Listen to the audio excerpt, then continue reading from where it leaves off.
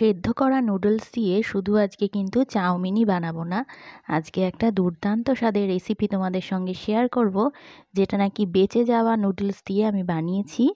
আর যেটা খেলে ছোট থেকে বড় সবাই হয়ে যাবে বেজায় খুশি, বাড়িতে আসা অতিথিরাও হয়ে যাবে বেজায় খুশি।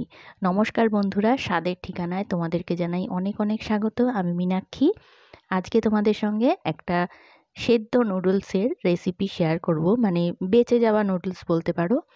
তো আগের দিন চাউমিন করেছিলাম, সেই চাউমিনের একটুখানি নুডলস বেশি হয়েছে আর কি, তো সেটা ফ্রিজে রেখে দিয়েছিলাম।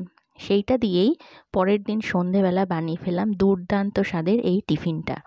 তার জন্য আমি এখানে নিয়েছি একটা সেদ্ধ করা আলু আর গাজরের কয়েকটা টুকরোকেও একসঙ্গে সেদ্ধ করে নিয়েছি।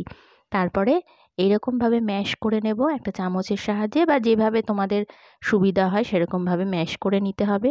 গাজর আর আলুটা আমি প্রেসার কুকারে সেদ্ধ করে নিয়েছি, করে তারপরে একদম ঠান্ডা করে এবারে এটাকে হাত দিয়ে ম্যাশ করে নিয়েছি।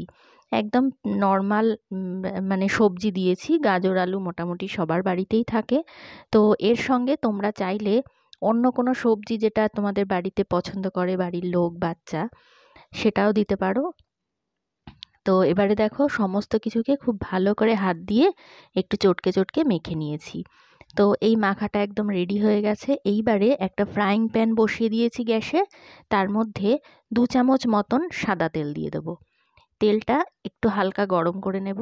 বন্ধুরা, আজকের রেসিপিটা প্রথম থেকে শেষ পর্যন্ত দেখার অনুরোধ রইল।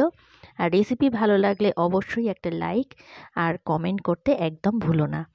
তো তেলটা গরম হয়ে গেলে পরে এর মধ্যে আমি দিয়ে দিলাম সামান্য একটু সাদা জিরে।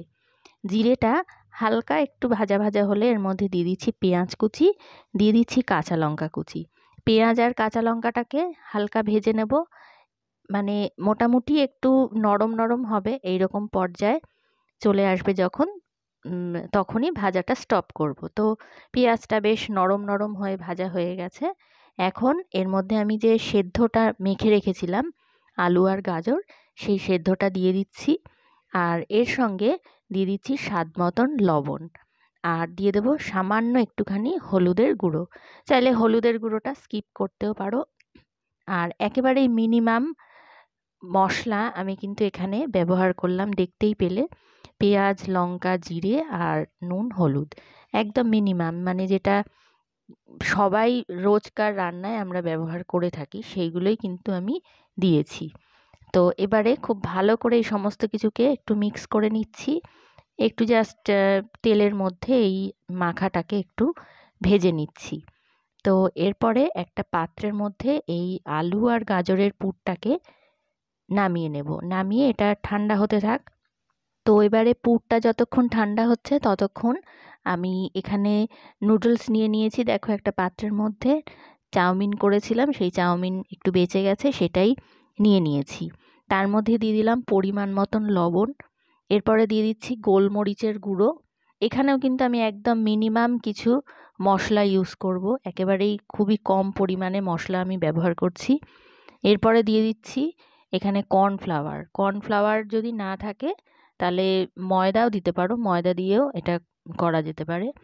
তো এবার কর্নফ্লাওয়ার দেওয়ার পরে এখানে আমি একটুখানি চিলি ফ্লেক্স দিয়ে দেবো। চিলি ফ্লেক্স বলতে আমি শুকনো লঙ্কাটাকে ভেজে হাত দিয়ে গুঁড়ো করে নিয়েছি, মানে ড্রাই রোস্ট করে নিয়ে তারপর হাত দিয়ে গুঁড়ো করে নিয়েছি।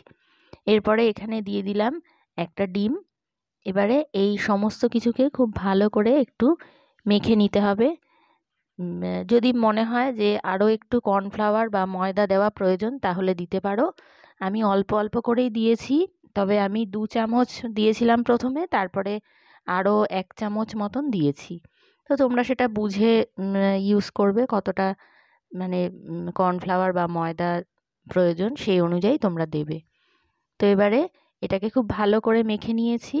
এরপর দেখো হাতে করে অল্প পরিমাণে এই মিশ্রণটা থেকে নিয়ে নেব, নিয়ে একটু ছড়িয়ে নিয়ে যে আলুর পুরটা বানিয়েছিলাম সেই আলুর পুরটার থেকে অল্প পরিমাণে নিয়ে এই মিশ্রণটার ওপরে দিয়ে দেব, দিয়ে এটাকে খুব ভালো করে কোট করে নেব। অনেকটা লম্বাটে চপের টাইপের, মানে ডিম যেরকম ডিমের ডেভিল যেরকম হয় ঠিক সেই রকম আকারে এটাকে বানিয়ে নেব। হয়তো একটু এটা কিন্তু তেলে দেওয়া মাত্রই সঙ্গে সঙ্গে শক্ত হয়ে যাবে, প্রথমে একটু ঝরঝরে মনে হবে, বানানোর সময়, কিন্তু একবার তেলের মধ্যে দিয়ে দিলেই কিন্তু এটা একেবারে সেট হয়ে যাবে।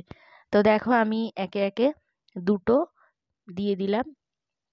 আর তেলটা একদম হাই ফ্লেমে ভাজবে না একেবারেই, তেলটা লো টু মিডিয়াম ফ্লেমে থাকলে সব থেকে ভালো হয়। তো এবারে উল্টে পাল্টে এই যে নুডলসের চপগুলো সেগুলো কিন্তু আমি ভেজে নেব, একটু লাল লাল করে ভেজে নেব।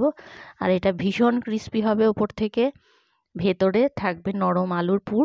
আর ভেতরের পুরটা তোমরা কিন্তু যে কোনো কিছু দিয়ে তৈরি করে নিতে পারো। এরকম উল্টে পাল্টে একটু সময় নিয়ে দেখো লাল লাল করে নিয়েছি। এইবারে এটাকে তুলে ফেলবো। যে কোনো সসের সঙ্গে এটা পরিবেশন করতে পারো, সকালের জলখাবারে হোক বা সন্ধেবেলার একটা ইভিনিং স্ন্যাক্স হিসেবে তোমরা এগুলোকে কিন্তু পরিবেশন করতে পারো। তো আজকের এই সুন্দর রেসিপিটা তোমাদের কেমন লাগলো অবশ্যই কমেন্টে জানাতে ভুলো না। আর বাড়িতে একবার হলেও এই রেসিপিটা ট্রাই করে দেখতে পারো। অনেক সময় আমাদের বাড়িতে অনেক কিছু বেঁচে যায় রান্নার পরে, তো সেই জিনিসগুলোকে ফেলে না দিয়ে এই রকমভাবে যদি একটু নতুনত্ব করে কিছু বানিয়ে দেওয়া যায় তাহলে কিন্তু খেতেও ভালো লাগে, আবার বেঁচে যাওয়া জিনিসটারও একটা গতি হয়ে যায়। তো রেসিপি ভালো লাগলে লাইক শেয়ার সাবস্ক্রাইব করতে একদম ভুলো না। সকলকে জানাই অসংখ্য ধন্যবাদ।